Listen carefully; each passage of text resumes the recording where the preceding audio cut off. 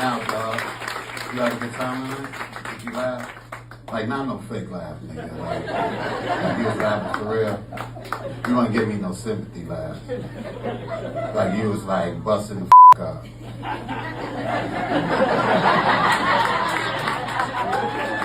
Why your body language ain't showing bust the up body language? You up there like, yeah. Did you laugh for real? It's good. Thank you so much, man. I appreciate you coming out and shit, you know. I've been thinking a lot lately, like really thinking about fame, about legacy, about what happens when someone becomes bigger than their actual self. And I think that Kanye West, or Ye is what he goes by now, is the cleanest modern case study that we have on this. Let's be honest about scale. When it comes to Kanye West, he wasn't just popular. He wasn't just influential. He was Elvis big. He was Whitney Houston big. Era defining, gravity shifting.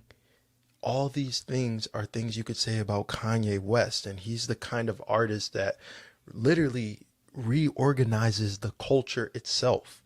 So anyone who says otherwise would be lying to themselves, or they just weren't there. And I say that as someone who defended him for years and years and years. I was that fan.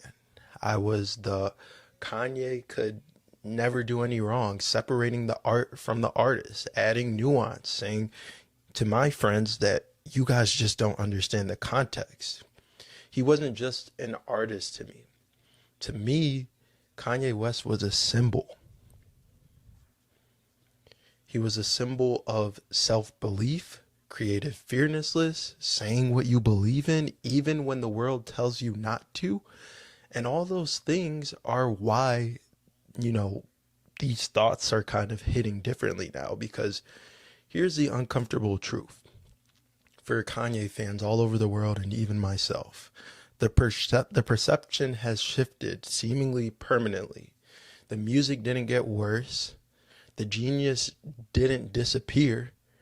But the frame has definitely changed for Kanye West. And once that frame changes, you don't get to pretend that it didn't. So guys, this isn't really about Kanye. That's not what this video is about. This video is about what fame does to people. Fame is fickle, but guys, more than that, fame is archival. It gives you a permanent record, but those of us without fame, we get to make our mistakes in private. They decay, they fade, they get forgiven quietly. No one knows about all the things that we have done. But on the other side of the coin, if you're famous, guess what? Your mistakes, they don't disappear. They become history.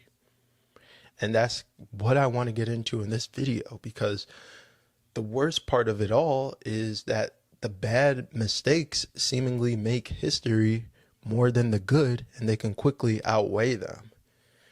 To me, that's not morality, that's economics. To me, that's negativity spreading faster. And it's because outrage is cheaper, collapse is more clickable than consistency. The media doesn't optimize for truth, in my opinion. It optimizes for attention. That's what's selling. And I think humans remember the threat more than harmony. That's why scandals eclipse decades of excellence.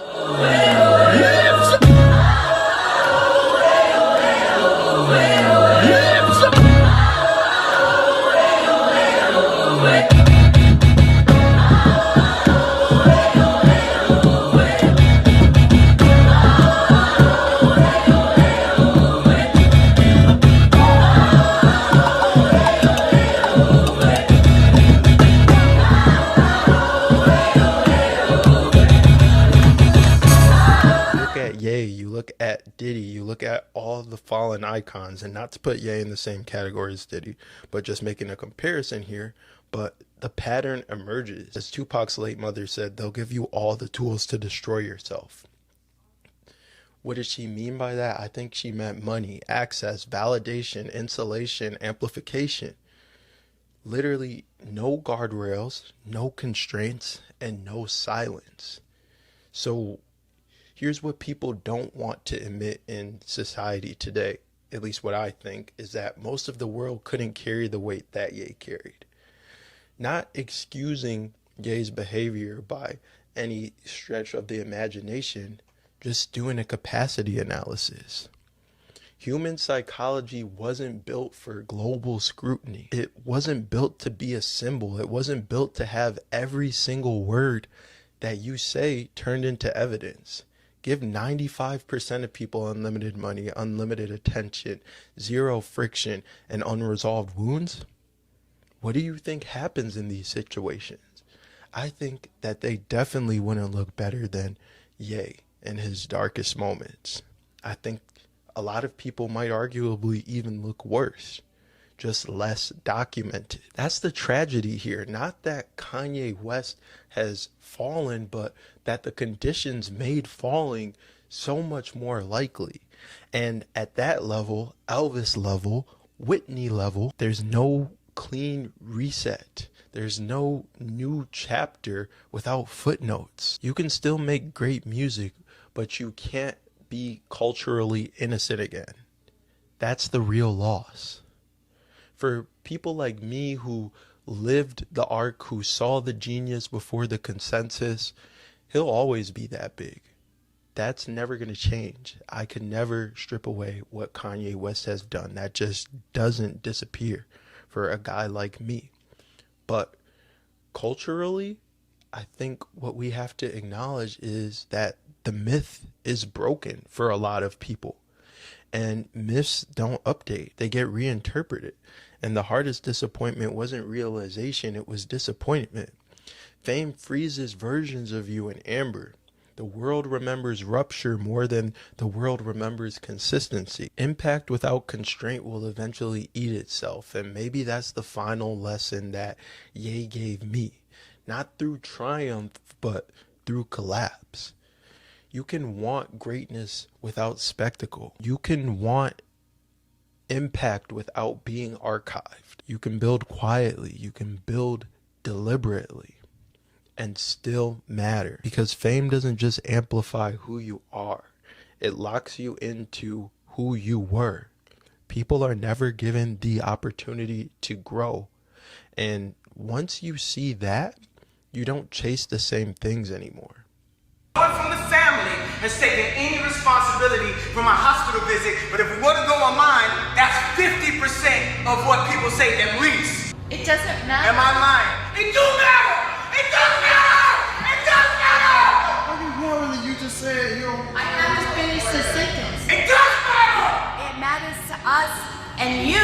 It doesn't matter what the internet says. It matters what we think. Yay. And I love you. I love you. I don't want you to be not perfect. I love you. And I want my daughter to love you the way you want her to love you.